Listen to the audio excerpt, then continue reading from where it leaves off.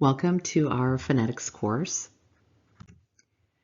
This slide here says that by the end of the semester, you will be able to read this. Phonetics is the study of the production and perception of speech sounds and also the classification of sounds. And there are sub-disciplines, articulatory phonetics and acoustic phonetics. And the difference between the two is that articulatory phonetics is essentially the study of the ways that our human vocal tract forms physically, right, and moves to form different sounds. So the movement of the mouth, the tongue, lips, vocal cords, and so on. Whereas acoustic phonetics is the study of the properties of speech sounds, like their frequency and their amplitude. So thinking about sounds as sound waves. If you have noticed in English, the ordinary spelling of a word doesn't necessarily reliably represent the sounds of the language. So take the letter A, for example, in cake, father, many, had. In each of those instances, the letter is the same, but the sound is different, right? So K is the long A. In father, it's a short A. Many, it's an eh. Had is an ah. And so, as you can see, the spelling is the same, but the sounds that those letters make are different. So the symbols used in phonetics allow for what we call an unambiguous coding of speech sounds. So this applies not only for the English language, but also for any language.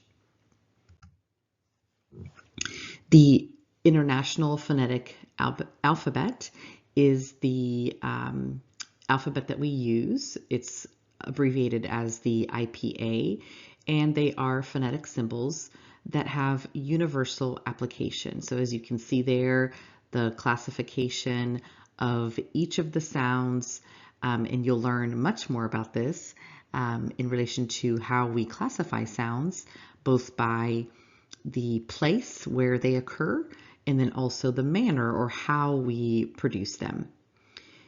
The IPA is an essential tool for the study of spoken language, and it's often been used as a basis for creating new writing systems for previously unwritten languages.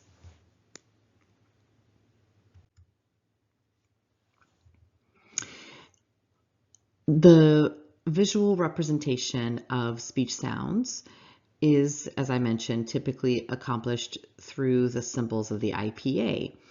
And the main symbols represent individual sounds or allophones, and transcriptions might include any marks for sound modifications, stress, or other aspects of speech.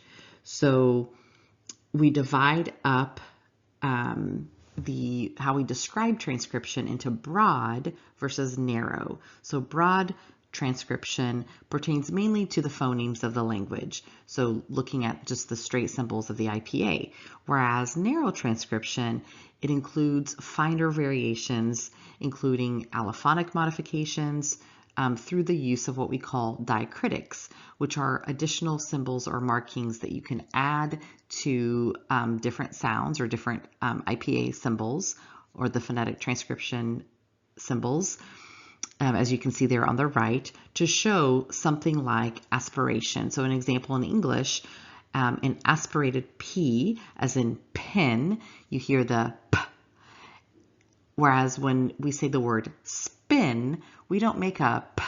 We make an unaspirated pen. It's a spin. P.